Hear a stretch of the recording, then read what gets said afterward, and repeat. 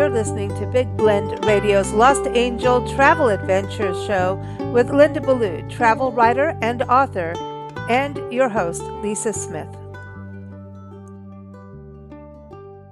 Welcome, everybody. Today, we've got Linda Ballou taking us on a river rat journey, river adventures, and that's with an S because Linda Ballou loves to go out on rivers, apparently, because she's got this awesome article that is up on nationalparktraveling.com where she talks about some of her favorite river experiences. She also writes them in her Lost Angel Travel Adventure book series. So welcome back, Linda. How are you? You I'm river great. rat? I'm a river rat. I get to call you a rat, but it's a river rat. Right. It's a bit River different, rat. isn't it? That's right. Yeah. Where It's, did you start your love for rivers? well, my first river was the American River. That's in California, and it's a pretty mild one. It's a really good one for beginners, and it takes you through the Gold Country and Sutter's Mill and a lot of California history. And it's very mild. You know, families go on it with little kids. Okay. But it got me a taste of being on the water and, you know, with the excitement of the journey of being on a river, going through gorgeous country. So that was my first taste of river rafting.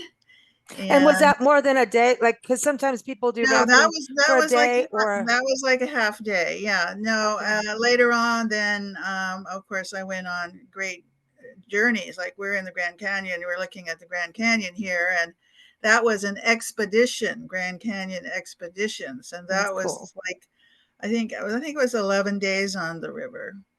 So Wow. yeah, I progressed. I Or went from half a regressed. day to 11 days and the mighty Colorado River. I always say Yeah. the Colorado River is like the Nile of America, I think. Well, it You know? is. It is. And the thing about the river, that river particularly, is that it takes you on a journey. And once you're on the river, you leave civilization behind. Mm-hmm. You're totally unplugged. There No is no cell phones. internet. There is no cell phone. There is no internet. There's Yay. nobody jogging your consciousness to call you back from the wilderness. You know, I mean, I need that. I Mm-hmm. personally need that to happen every once in a while, that I be totally unplugged from civilization. And the Grand Canyon is the granddaddy of all the rivers in North America. And it is a transformational journey. And the thing about rivers that I love, one of the many, is that once you're on the river, you're committed to Mm-hmm. the journey. You're committed to letting the river take you where it will and Mm. losing control. You're not in control anymore. You know, the river is in You have to control. coexist with the water. Well, you have to be, you know, paying attention, and Mm-hmm. it's good. It's good to have certain skills and, you know, awareness in nature. But it doesn't. It's really not too tough, you know, to be carried along on a river. That's the other thing I love about rivers. It's easy, you know. It's not like hiking up, you know, a mountain. It's, you know, you go with the flow, and yes, you might have to pay attention when you get to some rapids, but that's really fun, you know. I mean, that's, you know, the other thing that I love about rivers is that it keeps you riveted in the moment. Mm-hmm. You know, you Yeah. have to pay attention to what you're doing. And even though you'll have some serene glides and, you know, time for rubbernecking, you'll hit some rapids and then you wake up and you have to pay attention. And it does take a certain, you know, amount of skill. But the most important thing is you are living in the moment, which I think is, with the internet and all of the things going on in our civilized world, um, your mind doesn't get to rest. Mm-hmm. So this is an opportunity for you to be focused on the moment and be riveted and not to be interrupted by, you know, ping, you know, someone's trying to Yeah, talk ding to me. dong. Yeah. Someone wants to talk to me. Oh, okay. So yeah, and then of course it's the fact that they're beautiful, you know, Mm, I love and it. Yeah. Yeah. So the secret to youth, by the way, is to fill your mind with beauty. Oh, good. I'm so glad you said that. I'm about to have a very big birthday, so you just made me feel better that I'm on the right path. I want the secret The to secret to longevity here. youth. Yeah, the Yeah. secret to youth. That's right, is to fill your mind with beauty. And that could be natural beauty, but it could be the smile of a baby. It could be a painting. It could be Mm, music. It could be many things. But mm. truly, the secret to staying youthful in heart and mind is to fill yourself with beauty, beautiful things, And places, challenge. not things necessarily, Right. places, experiences. Yeah, I like the experience word too. Going on the rivers, there's something that it's humbling to me. Huh, I've done more of the kayak kind of thing, and to me, it's humbling, and you become. It's almost like you're more part of nature, and you're right, seeing a different perspective. And like right. you're saying, you have to be aware. But rapids and things like that could be a little challenging, and that could give you a little bit of that fear, which is an adrenaline rush. Because if you're challenged and you have a little fear, and then you get through it, isn't that kind of a buzz at the end of Sure, it? Mm. absolutely. Sure, Mm.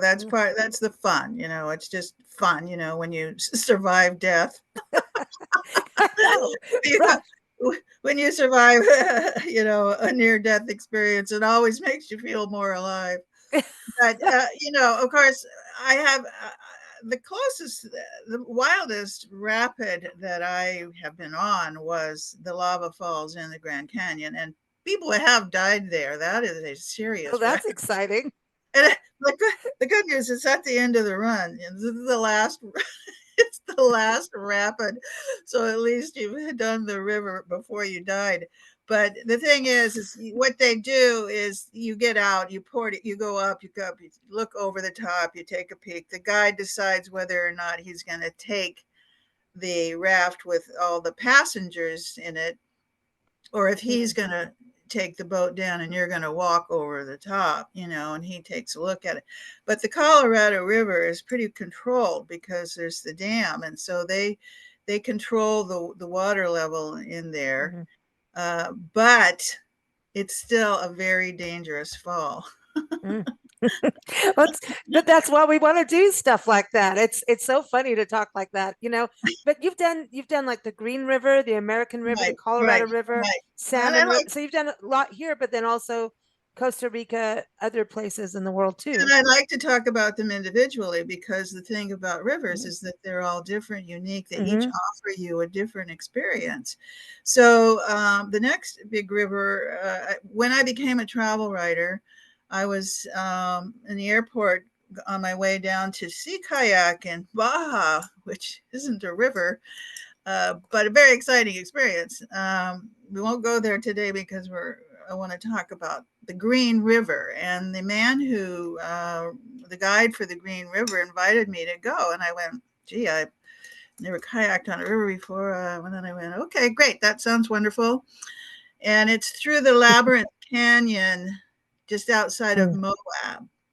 Now, at that Mm-hmm. time, Moab was not run over by tourists. Right now, it's really a Sad. long line to get into Canyonlands, but the Green River starts out above Moab area, and you go back down into it through the Labyrinth Canyon, which is when I was on the Green River. We were the only ones on the rivers. Our group of, I think it was like 4 kayaks or 5 kayaks on the river, with the exception of a couple who were kayaking together. Now, I had never done a solo kayak before. When I was in the Sea of Cortez, I was in the guide's boat because I was a weenie travel writer and Mhm. wasn't strong enough to do it. So, to prepare for the Green River, and this is what I'm suggesting people do, is, a friend had a kayak on a lake that was local, and I Mhm. kayaked around the island in this lake, which of course was nothing compared to what the Green River was going to be. Right. But it gave me practice on the skills and let me know whether or not I really wanted to do this, if I was up for it, if I really think I could do it, and so on. So being, once again, I love the outdoors. I'm not the strongest person in the world. So I went, okay, so I'm going. And it was an incredible experience. The Green River is no rapids. The Green River is a serene river. I won't say it's there's a very strong flow to it, but it's very Mm-hmm. calm. There are no rapids, and it takes you through this magnificent canyon with things that look like Egyptian pharaohs and Nefertiti at the top. And it was a canyon where the Hole in the Wall gang hid out, and Oh, cool. they had moonshiners, and they say that there are still whiskey kegs buried there, and if you Cool. don't dare drink it, Yeah, I wouldn't. knock you flat. Yeah, really. But that's Uh, fun. So I did. There was a little bit of danger involved in this journey because there were snags of trees submerged on the side of the river. So if you got caught in one of those, that was going to be, a hazardous position to be in. Of course, I got stuck in one, but I survived. Now, I also And you got a got little bit. excited afterwards, didn't you? I Yes, did it. I yes. got I snagged. also I also got a little tendonitis on that trip. So that's one thing Ooh, about kayaking, because it was like I think we were on the river for 4 days. And so you have to, really analyze yourself and see, you have to think about going on a river. You have to look into it. And I always check out the outfitters and the guides and read their reviews, and because it's a commitment to be on a river for 3 or 4 days or a week. And so you want to know that you're going with people who are careful about it, and experienced professional guides who know the river. mm-hmm. And so this man definitely was a really wonderful guide. And overall, it was a fantastic experience. I'm just mentioning we slept under the stars on sandy Oh, beaches. And we're all by, just us. We had it all to ourselves. And it was a really uh, head spinning kind of experience to be there cool. at night, and the Mm, heavens. So no signs of civilization whatsoever, and I loved nice. that aspect of it. Yeah. Now the green may be more heavily populated at this time. The company I went with is not doing it, but this I think it's Sandra Griffin. I put the link in the article. She does the Green River today. So that was the green. And Mm, then let's see, the Salmon River is a magnificent river that I think anyone can do, but it's a big river. It's bold, and there's a section of it, I think they call it the Upper Salmon, that is very a lot of rapids, and only professional kayakers should go, should do that one. But the Salmon Main is pretty much doable by anybody that wants to go. mm-hmm.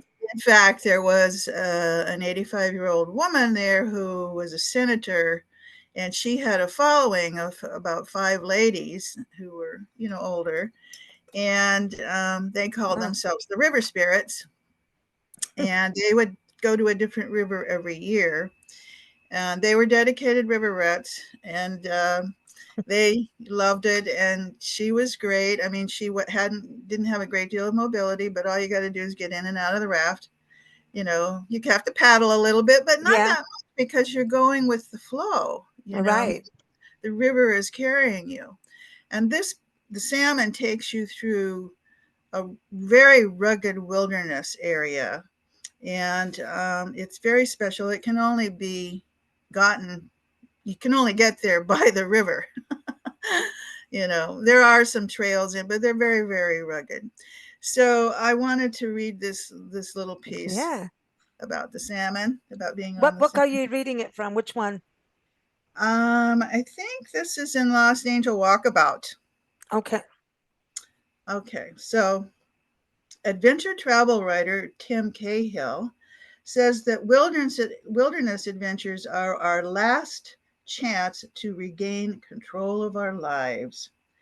Exhilarated to be in charge of my own destiny, I maneuvered my little plastic boat through the waves and down the Salmon River that has taken many lives.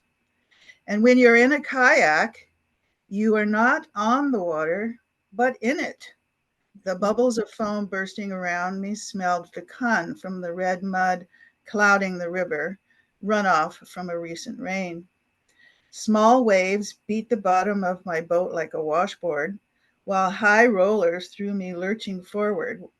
Without the benefit of a spray skirt, water gushed across the bow and onto my legs. My attention was riveted on what challenge the salmon might put before me. She forced my mind to let go of all nagging circular thought and demanded I pay strict attention to her whims. Her roiling boils wanted to spin me. Sets of waves tried to knock me sideways. Her swift current threatened to slam me into jagged rocks. After floundering in a few back eddies, I found the bubble line that indicates where the current is strongest and rode the flow of the main artery in the center of her heaving breast. As long as I stayed the course, she pulled me forward, carrying me effortlessly with ceaseless energy. Between the rapids around each meandering turn in the river, I was treated to a serene glide past an ever-changing panorama. Shady draws up slot canyons, blanketed in green that begged to be explored. Sparkling creeks tumbling over boulders, rushing to join the main salmon.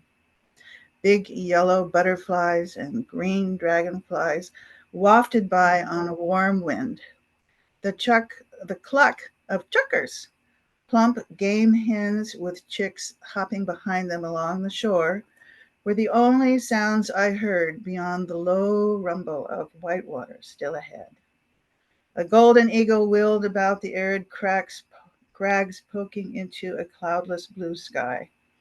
In my kayak, I felt a part of nature rather than a casual observer, and reveled in the powerful sensation of womaning my own craft. She's the woman in the boat. She's got Yeah, it. so I gotta say, I was in a rubber ducky at that point. Now, you didn't have to get into your solo craft. I wanted to. You could stay in the big raft with the other people, the sensible people. But I really wanted to woman my own Yeah. kayak. It was really fun. It was exciting. I felt, I'd really learned how to maneuver the river, and it was just great. I just really, really, really enjoyed and treasured the experience. I think it's great that you did it before you went, because you've got to get into in sync and know what you're doing when you get out on water and just get into it naturally. You know what I mean? That you went Right. and checked it out before you went going on the adventure and go, I've never seen a kayak before, No, So you need to. that's a good You thing should. to be You should. prepared. I mean, you really should. And I've seen people, novices, get into bad places because they haven't, prepared themselves for the adventure, Mm, well, be it kayaking or hiking or horseback riding or whatever. mm. So, Now, you've got some rivers that you've run that I can't pronounce their names. You get to do it. are we talking about the Pacuare? That sounds a good. That's one of them. The One of them. Pacuare River. Okay, the Pacuare River may be my all-time favorite river for a lot of reasons, Ooh. even though it's just a day trip. It's a day trip out of San Jose, Costa Rica. So Mm. if you go to Costa Rica, you likely land in San Jose. And if you do, there are local guides who will take you out for a day to the Pacuare River. And it is just such a sparkling, frothy flow. I mean, the water is clean and brilliant, and it's a Mm. narrow channel that takes you through undisturbed rainforest. And so Ooh. you will see sloths, you will see monkeys, you will Ooh. see blue morpho butterflies wafting across, and you will get wet because there's big rapids. It goes to at least four. I don't think there's a five on there, but it is frothy, and you Okay. you will have some real excitement on this river. It is so much fun. But even Do if they you have go, crocodiles there? Don't they have No, crocodiles? not in I this think. river. This is a fast moving river that goes down a mountain. So it's not like a lazy, sloppy place where alligators Okay. and things could hang out. I was on river cruises where I saw plenty of caiman and crocodiles. But no, you're not going to find this in a freshwater, fast flowing river. You Okay. will, so if you fall in the river, it's not a big, in fact, at the end of our rush, an adrenaline rush, it was really fun. Um, they land in a place where you have a swimming area where it's calm enough where you can hop out of the boat and go for a swim underneath a waterfall and have a picnic lunch. I mean, it was just one of the real highlights for me for Costa Mm. Rica. When I was last there, I did the Pacuare River, also in Costa Rica, but more north and into the tropical rainforests. And it was a much wider channel, and Mm-hmm. so and the rapids were like a 2 to 3, whereas the Pacuare was more a 3 to 4, Mm. and maybe even a 5. I don't know. I generally will only go to 3 to 4 rivers. 5 and 6 is really getting up there to be quite dangerous. Although I think the Grand Canyon is considered, as can be Yeah.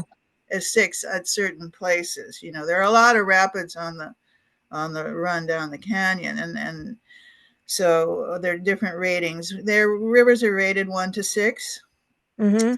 6 being the most difficult.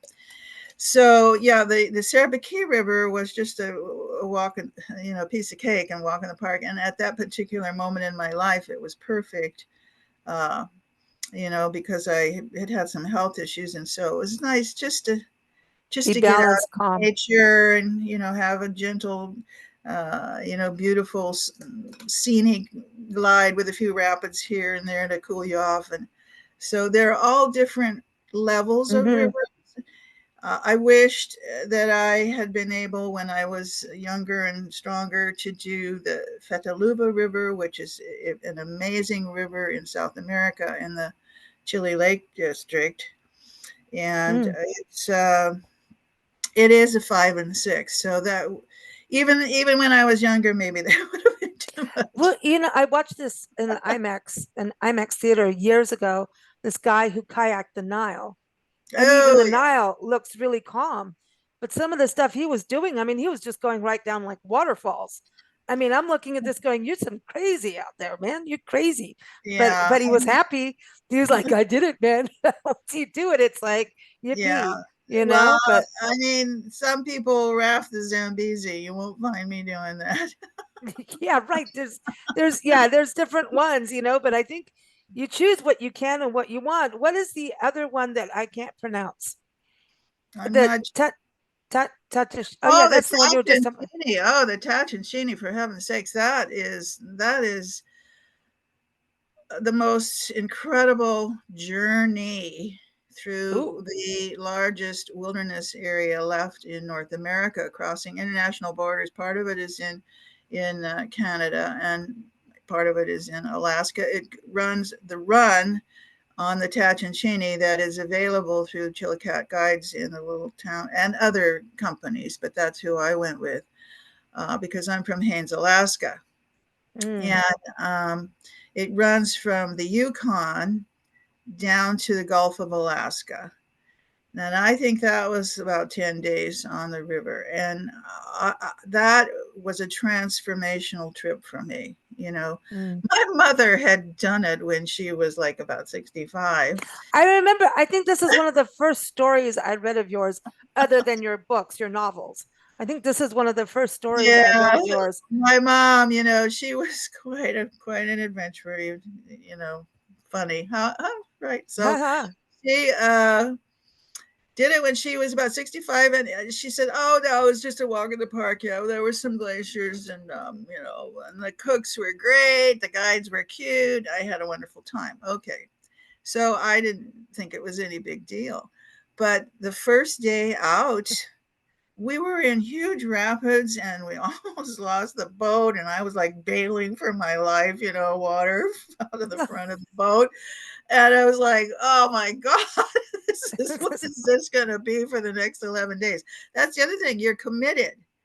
You're committed. Once you get on the river, you're not, the There's guides no aren't, going back. they're not going to take you back. You have to be prepared to stay through the This is situation. where evacuation And insurance comes in this, handy. well, this one, there were no helicopters. This was in the wilds of the Cool. That's wildest of cool the though. wild, the wildest of the wilds that we have left, okay, in this world. And um, oh, it was wonderful. I mean, once we got through those big rapids at the opening, we went into a really serene glide, and there were birds following our raft. Huge, everything in Alaska is big, okay?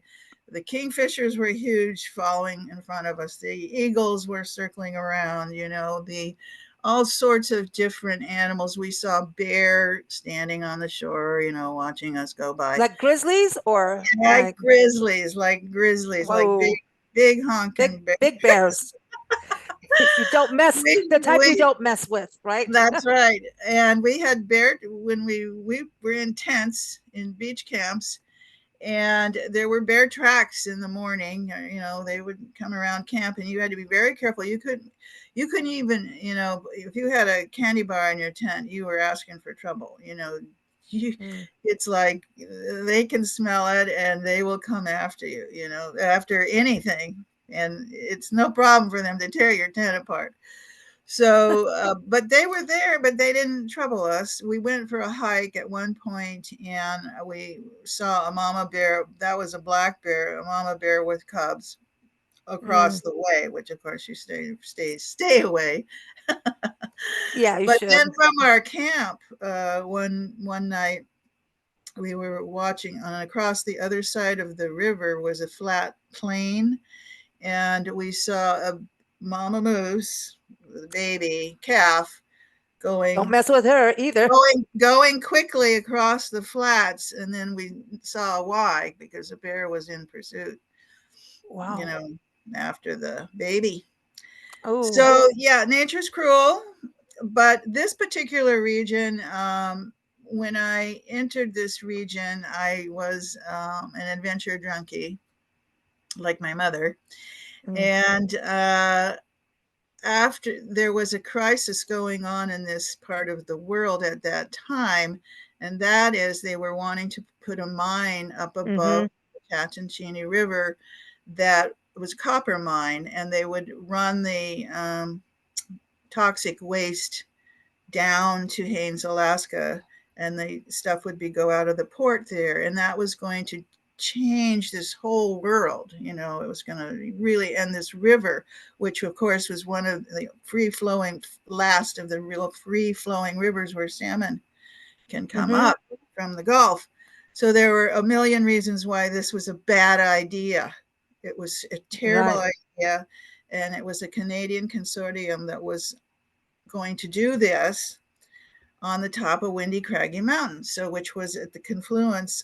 I could see the top of the mountain because we were on the river, and I could physically see these things. Because I was aware of it. I had actually been researching the area for my book I was writing, and I ran into this trouble.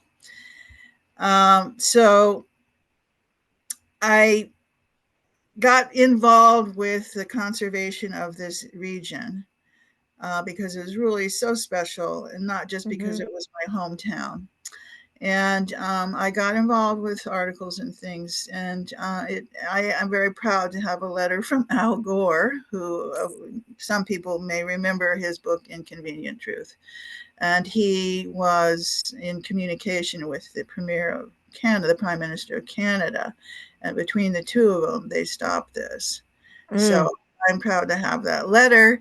So I became an environmentalist, is the point. Being in this area, seeing it, I needed to be part of saving it. I couldn't just sit back and go, "Oh, gee whiz," Yeah.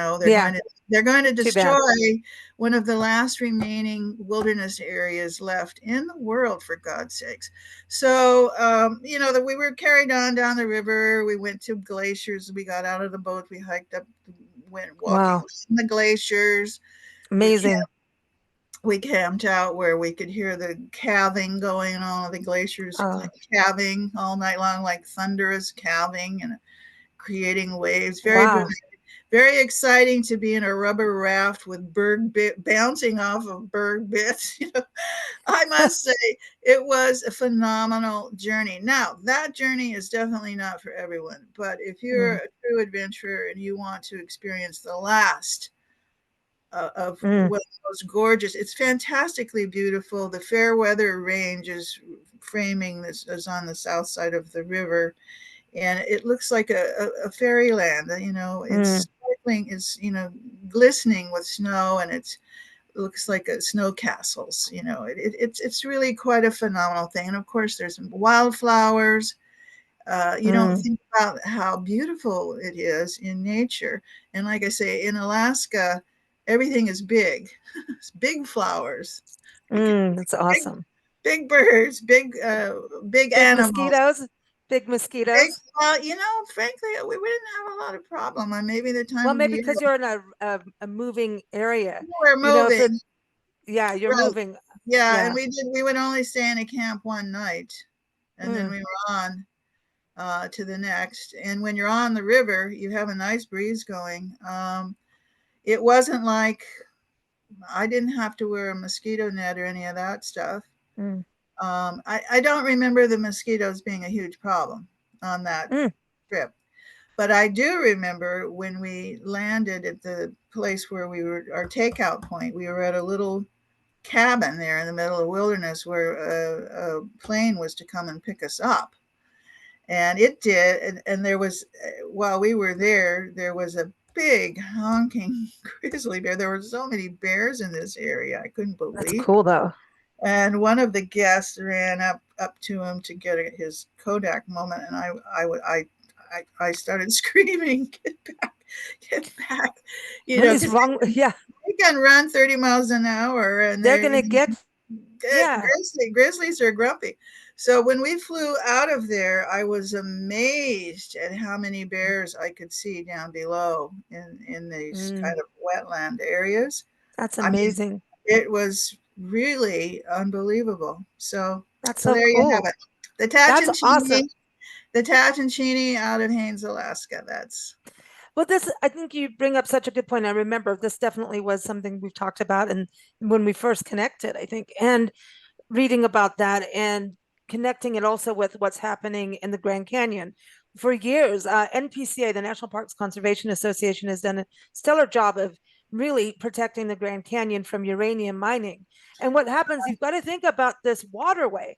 So when you're mining near waterways, the pollution just it's going. right. We've done so many shows on rivers. There was a river in Virginia. I'm gonna think it was Western. I'm gonna say I'm gonna get it wrong, so I'm just not gonna. I think it was the St. James River, and that's a beautiful river that I'd like to kayak. Oh my gosh. Um, there were huge farms, that pig slaughtering houses, and they were dumping the slop Yeah. into the Uh, water. uh, And so we were doing things on that. And it's like waterways, water is life. Dakota Access Pipeline, well, all of absolutely. that. Yeah, that's the other thing. Let's go back to the Labyrinth Canyon. I didn't mention it because it was a negative aspect of the journey, but we went through an area where there was uranium mining in the 50s.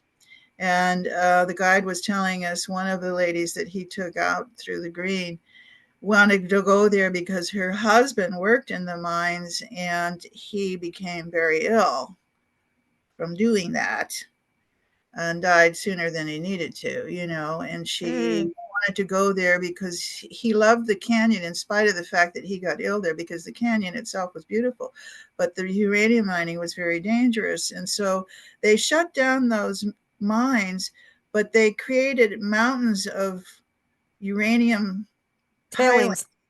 Yeah. tailings, Yeah. mountains of them covered with dirt. And that, now, when I wrote the article years ago, and I don't know if they fixed it because I've checked back a couple of times, the remediation of that is still in place. They haven't figured out what to do, and it is seeping into the waterways. It is still And that going is on. part of humans' And water. that's part of the water. We have 40, was the book I read recently said we had 40 million straws in the Colorado River. And of course, keeping it clean is imperative. Mhm. But I don't know if they have at this juncture remediated those mountains of tailings from the It's 1950s. both. That's what they wanted to start all over again, and that's what they use it as an example to help prevent uranium mining today.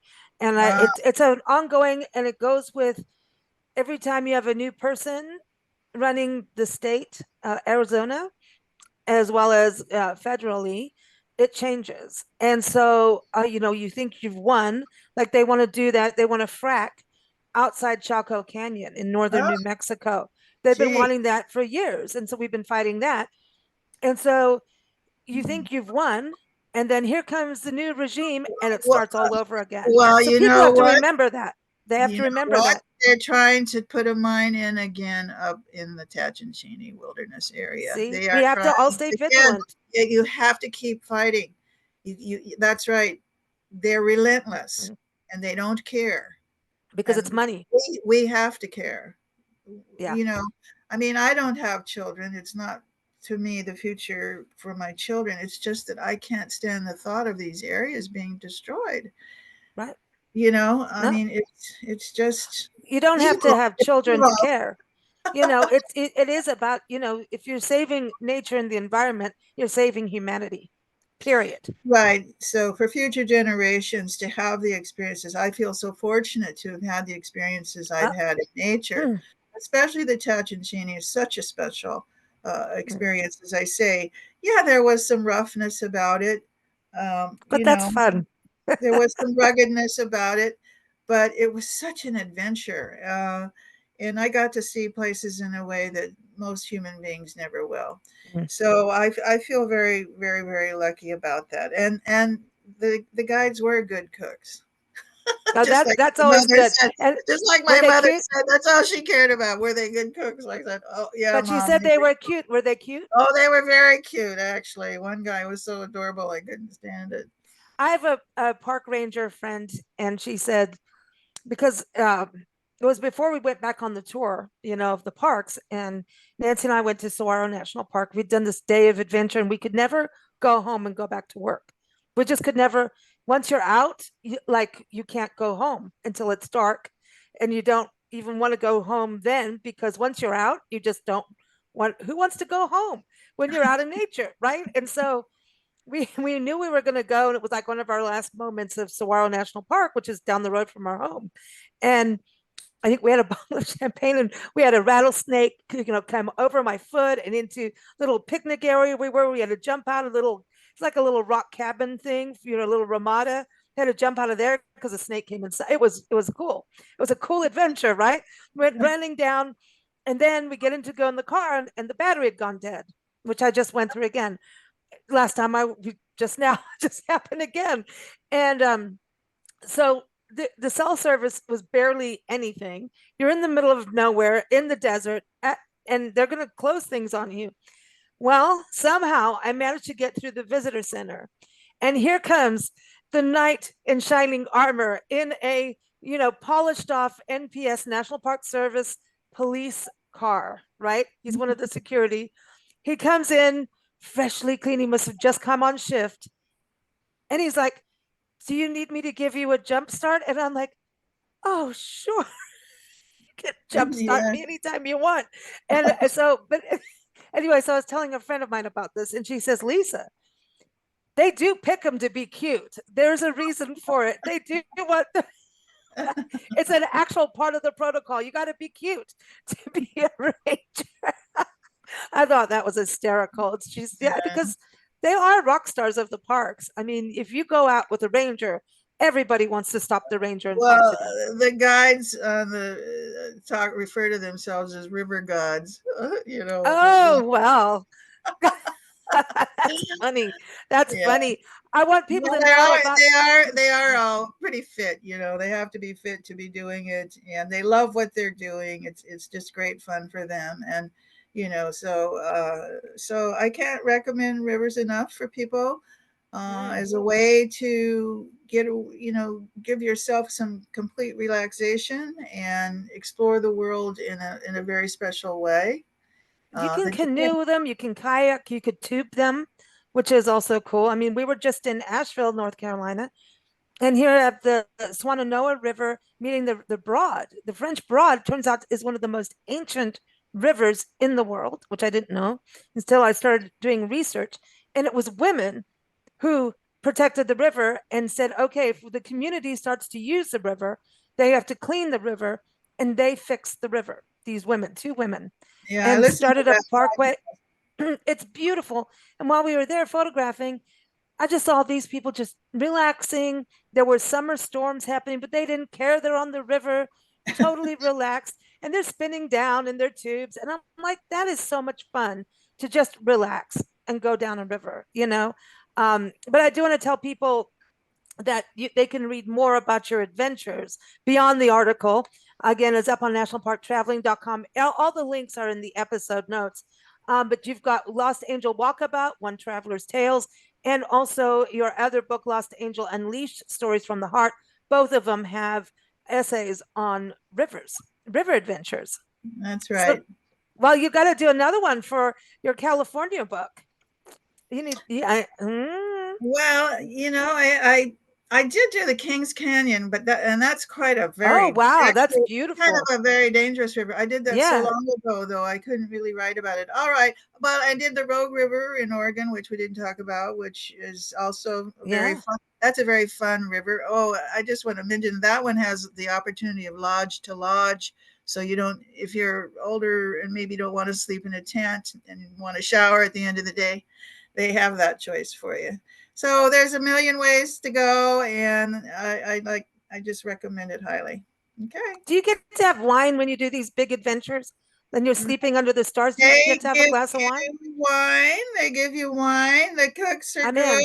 And they give you great food. They take, especially on the road, they're very big into giving you great food. And that particular river, my guides were two women, which was kind of Oh, unusual. cool. That's And cool to so, see. Yeah. yes, that was fun. Well, everyone, Linda is here every third Wednesday. We go on a Lost Angel adventure around somewhere, travel adventure, somewhere around the world or across the country. So looking forward to next month. Thank you, Linda. And everyone, again, link is in the show notes. You can go to Linda Ballou author, lostangeladventures.com or lindaballouauthor.com. All the links are in the episode notes. So here's to river adventuring, everyone. Let's Right. go rivering. That's Thanks, right. Linda. Let's get out there. Bye-bye. Thank you for listening to Big Blend Radio's Lost Angel Travel Adventure Show with Linda Ballou, travel writer and author. Keep up with her at lindaballouauthor.com and lostangeladventures.com. You can also keep up with Big Blend Radio at bigblendradio.com. Now, happy traveling.